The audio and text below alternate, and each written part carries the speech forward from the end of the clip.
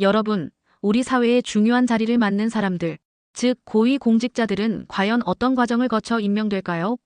장관, 대법관, 검찰총장, 공공기관장까지. 이런 인물들은 단순히 대통령이 고른다고 해서 임명되는 게 아닙니다. 적어도 형식상으로는 말이죠. 우리나라에는 공직자 임명을 둘러싼 두 가지 대표적인 제도가 있습니다. 바로 인사청문회와 국민추천제입니다. 오늘은 이 두 제도의 차이점, 장단점, 그리고 우리가 진짜 주목해야 할 점에 대해 이야기해 보겠습니다. 먼저 인사청문회부터 살펴볼까요? 인사청문회는 국회에서 진행하는 제도로 대통령이 지명한 고위공직자 후보자를 상대로 국회의원들이 직접 질문하고 검증하는 절차입니다.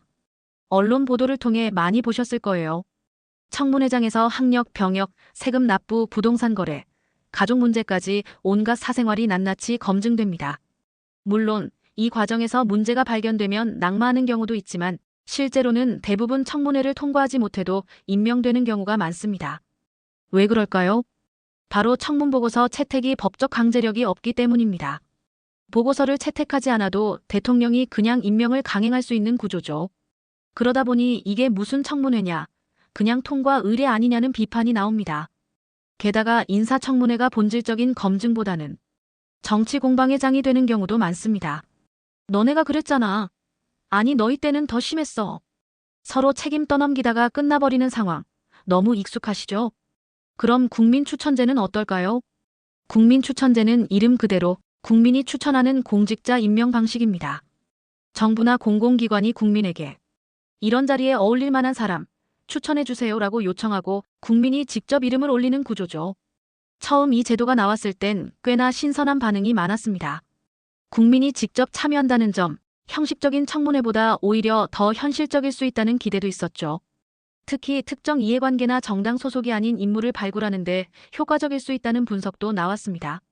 그런데 실제로 운영되는 모습을 보면 실망스러운 경우도 많았습니다. 예를 들어 국민이 모르는 사람을 추천받은 것처럼 발표한다든지 검증이 제대로 되지 않은 상태에서 추천된 인물이 오히려 더 큰 논란을 낳는 경우도 있었죠. 추천 기준도 모호하고 어떤 방식으로 후보자를 걸러내는지도 투명하지 않다는 비판도 많습니다. 결국 이게 진짜 국민이 추천한 거 맞아?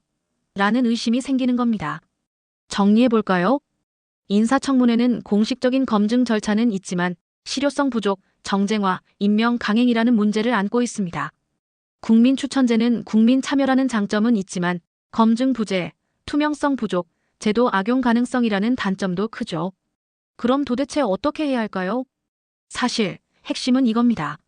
어떤 제도냐보다 그 제도가 어떻게 운영되느냐가 더 중요하다는 겁니다.